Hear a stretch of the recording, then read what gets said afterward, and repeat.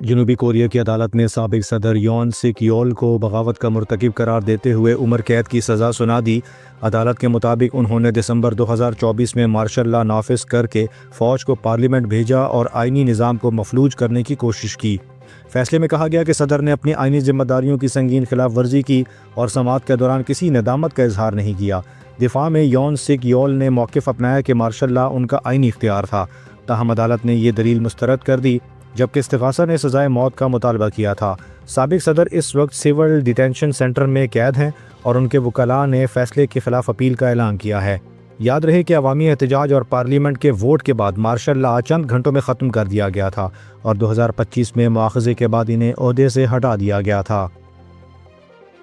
Pakistan cricket board کے chairman Mohsin Naqvi نے Pakistan hockey federation کی صدارت سنبھالنے کی خبروں کی تردید کرتے ہوئے کہا ہے کہ وہ صدر نہیں بن رہے، تاہم بحران کے خاتمے تک کھلاڑیوں کی معاونت جاری رہے گی۔ لاہور میں قومی ہاکی ٹیم سے ملاقات کے بعد انہوں نے social media platform X پر وضاحت جاری کی۔ ادھر پاکستان ہاکی فیڈریشن کے مستعفی صدر طارق بگٹی نے فنڈز اور آسٹریلیا دورے میں بد انتظامی کا الزام عائد کرتے ہوئے تحقیقات کا مطالبہ کیا ہے۔ انہوں نے کہا کہ وزیراعظم شہباز شریف کی جانب سے جاری 25 کروڑ روپے کے باوجود پرو لیگ کے معاملات درست انداز میں نہ سنبھالے جا سکے۔ طارق بگٹی نے دعویٰ کیا کہ ٹیم کی ورلڈ رینکنگ 18 سے بہتر ہو کر 13 ہو گئی اور ہاکی کی بہتری کے لیے حکومتی تعاون جاری ہے۔ ایران اور روس نے خلیج عمان اور شمالی بحر ہند میں مشترکہ بحری فوجی مشقیں کیں، جن میں دونوں ممالک کے جنگی جہازوں نے حصہ لیا۔ تہران کے مطابق ان مشقوں کا مقصد خطے میں سمندری سیکیورٹی کو فروغ دینا اور باہمی تعاون کو مضبوط بنانا ہے۔ ایرانی بحریہ کے ترجمان ریئر ایڈمرل حسن نے کہا کہ مشترکہ مشقیں پائیدار بحری استحکام اور علاقائی روابط کے فروغ کے لیے اہم ہیں۔ امریکہ اور ایران کے درمیان بڑھتی کشیدگی اور ممکنہ جنگ کے خدشات کے پیش نظر پولینڈ کے وزیر اعظم ڈونلڈ ٹسک نے اپنے شہریوں کو فوری طور پر ایران چھوڑنے کی ہدایت جاری کر دی ہے۔ وارسا سے جاری بیان میں انہوں نے خبردار کیا کہ خطے کی بگڑتی صورتحال کے باعث آئندہ چند گھنٹوں میں انخلا بھی ممکن نہ رہے، اسی لیے بلا تاخیر ملک چھوڑ دیا جائے اور فی الحال ایران کا سفر نہ کیا جائے۔ ادھر امریکی میڈیا رپورٹس کے مطابق ڈونلڈ ٹرمپ کی قیادت میں ایران کے خلاف ممکنہ کارروائی پر غور جاری ہے، جبکہ خطے میں تعینات اہلکاروں کو ہائی الرٹ رہنے کی ہدایت کی گئی ہے۔ ممکنہ امریکی حملے کے خدشے کے باعث اسرائیل میں بھی سیکیورٹی سخت کر دی گئی ہے اور شہریوں کو محفوظ پناہ گاہوں کے قریب رہنے کا مشورہ دیا گیا ہے۔ کوئٹہ میں ماہ رمضان کے پہلے روز ہی پھلوں کی قیمتیں آسمان سے باتیں کر رہی ہیں۔ ضلع انتظامیہ کی جانب سے ریٹ لسٹ جاری ہونے کے باوجود منافع خوروں نے قیمتوں میں خود ساختہ اضافہ کر دیا ہے، جس کے باعث شہریوں کے لیے افطار دسترخوان سجانا مشکل ہوتا جا رہا ہے۔ کوئٹہ میں رمضان المبارک کا آغاز ہوتے ہی مہنگائی کا طوفان آ گیا ہے۔ پہلے ہی روز سے پھلوں کی قیمتوں میں غیر معمولی اضافہ دیکھا جا رہا ہے۔ ضلع انتظامیہ کی جاری کردہ نرخ ناموں کو ہوا میں اڑا دیا گیا ہے اور دکانداروں نے منمانی قیمتیں وصول کرنا شروع کر دی ہیں۔ مارکیٹ سروے کے مطابق امرود اور کیلے کی قیمت میں 50 روپے تک کا بڑا اضافہ ہوا ہے، جس کے بعد دونوں پھل اب 200 روپے کی سطح پر پہنچ گئے ہیں۔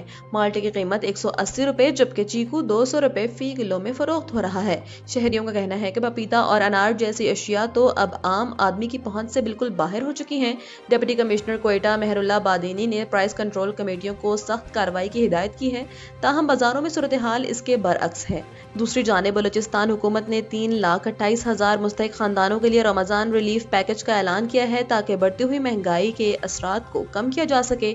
شہریوں نے مطالبہ کیا ہے کہ مصنوعی مہنگائی پیدا کرنے والوں کو فوری طور پر جیل بھیجا جائے۔ مشرق وسطی میں جنگ کے بادل گہرے ہوتے جا رہے ہیں۔ پولینڈ کی جانب سے اپنے شہریوں کو ایران فوری طور پر چھوڑنے کی وارننگ نے عالمی سطح پر خطرے کی گھنٹی بجا دی ہے، جس سے ظاہر ہوتا ہے کہ خطہ کسی بڑی فوجی ٹکراؤ کے دہانے پر کھڑا ہے۔ ایران اور امریکہ کے درمیان کشیدگی اب انتہائی نازک مرحلے میں داخل ہو چکی ہے۔ پولینڈ کے وزیر اعظم ڈونلڈ ٹسک نے ایران میں مقیم اپنے تمام شہریوں کو فوری طور پر ملک چھوڑنے کا حکم دے دیا ہے۔ انہوں نے خبردار کیا ہے کہ چند گھنٹوں بعد ایران سے نکلنے کا کوئی محفوظ راستہ یا موقع باقی نہیں رہے گا، جس نے ممکنہ حملے کے خدشات کو یقینی بنا دیا ہے۔ امریکی میڈیا کی رپورٹس کے مطابق پینٹاگون نے اس ہفتے کے آخر تک حملے کے تمام انتظامات مکمل کر لیے ہیں۔ اگرچہ صدر ڈونلڈ ٹرمپ نے ابھی تک گرین سگنل نہیں دیا، لیکن خطے میں امریکی افواج کی نقل و حرکت غیر معمولی طور پر بڑھ گئی ہے۔ دوسری جانب روس نے اس صورتحال پر سخت تشویش کا اظہار کرتے ہوئے امریکہ کو سنگین نتائج کی دھمکی دی ہے۔ روسی وزیر خارجہ سرگئی لاروف کا کہنا ہے کہ خلیجی ممالک جنگ نہیں چاہتے، اور ایران پر کوئی بھی حملہ امن کو تباہ کر سکتا ہے۔ عالمی سفارتی حلقے اب صدر ٹرمپ کے حتمی فیصلے کا منتظر ہیں، جبکہ تہران میں خوف اور بے یقینی کی فضا قائم ہے۔ اگلے چند گھنٹوں میں سفارتی کوششیں ناکام نہ ہوئیں تو خطہ ایک نئی اور تباہ کن جنگ کے لپیٹ میں آ سکتا ہے۔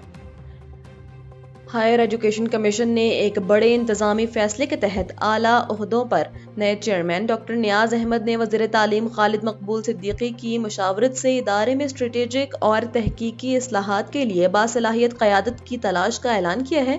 پاکستان میں اعلیٰ تعلیم کے نگران ادارے AGC نے تعلیمی ڈھانچے کو جدید خطوط پر استوار کرنے کے لیے اہم ترین عہدوں پر بھرتیاں مشتہر کر دی ہیں۔ نئے چیئرمین ڈاکٹر نیاز احمد کے مطابق ان تقرریوں کا مقصد پالیسی سازی، تحقیق اور معیار تعلیم کو عالمی سطح پر مقابلہ کرنے کے قابل بنانا ہے۔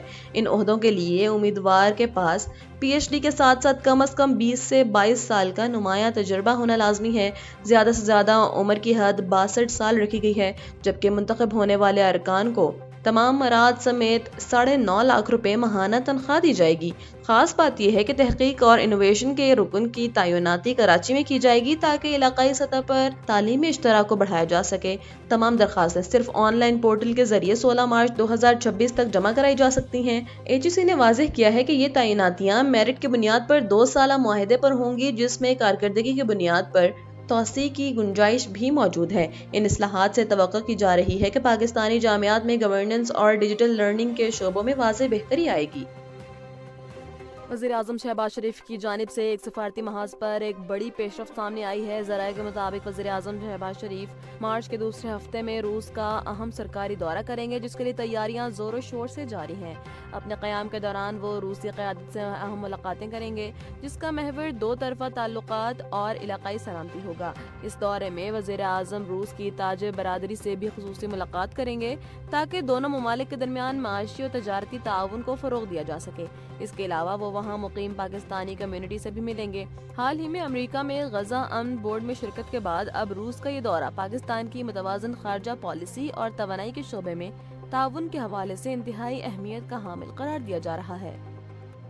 روس اور امریکہ کے درمیان ایرانی تنازع پر کشیدگی انتہا کو پہنچ گئی ہے، جہاں روسی وزیر خارجہ سرگئی لاروف نے خبردار کیا ہے کہ ایران پر کسی بھی نئے امریکی حملے کے نتائج انتہائی سنگین ہوں گے۔ انہوں نے واضح کیا کہ خلیجی ریاستیں اور عرب ممالک خطے میں کسی بھی قسم کی جنگ نہیں چاہتے، کیونکہ یہ آگ سے کھیلنے کے مترادف ہوگا۔ دوسری جانب امریکی میڈیا نے دعویٰ کیا کہ امریکی فوج رواں ہفتے کے آخر تک حملے کے لیے تیار ہے، تاہم صدر ٹرمپ نے اب تک حتمی فیصلہ نہیں کیا۔ اس سنگین صورتحال کے باوجود سفارتی رابطے جاری ہیں اور جنیوا مذاکرات کے بعد یہ توقع کی جا رہی ہے کہ ایران تعطل ختم کرنے کے لیے امریکہ کو تحریری تجاویز پیش کرے گا۔ اسلام آباد کی انسداد دہشت گردی عدالت نے پولیس کے ساتھ جھگڑے اور احتجاج کے مقدمے میں وکیل اور سماجی کارکن ایمان میزاری اور ان کے شوہر ہادی علی چٹھا کی بعد از گرفتاری ضمانت منظور کر لی ہے۔ اسلام آباد کی انسداد دہشت گردی کی عدالت سے ایمان میزاری اور ان کے شوہر ہادی علی چٹھا کے لیے بڑی ریلیف کی خبر آئی ہے۔ جج ابو الحسنات محمد ذوالقرنین نے پولیس کے ساتھ مبینہ لڑائی جھگڑے اور احتجاج کے کیس میں دونوں کی بعد از گرفتاری ضمانت منظور کر لی ہے۔ عدالت نے فیصلہ فریقین کے دلائل مکمل ہونے کے بعد سنایا۔ سماعت کے دوران ایمان میزاری کے وکیل ریاست علی آزاد نے موقف اختیار کیا کہ یہ مقدمہ مکمل طور پر من گھڑت اور بے بنیاد ہے۔ انہوں نے کہا کہ جس واقعے کی بنیاد پر FIR درج کی گئی ہے اس کا کوئی وجود ہی نہیں ہے۔ وکیل نے عدالت کو بتایا کہ ملزمان کو اس FIR کے بارے میں پہلے سے کوئی علم نہیں تھا، یہ اچانک سامنے لائی گئی ہے۔ عدالت نے دلائل سننے کے بعد 10-10 ہزار روپے کے مچلکوں کے عوض ضمانت منظور کی۔ واضح رہے کہ یہ ضمانت صرف تھانہ سیکریٹریٹ میں درج احتجاجی کیس میں دی گئی ہے، جبکہ متنازع ٹویٹس کیس میں سنائی گئی سزا کے خلاف اپیل اس وقت اسلام آباد ہائی کورٹ میں زیر سماعت ہے، جہاں سزا معطلی کی درخواست پر نوٹس جاری کیے جا چکے ہیں۔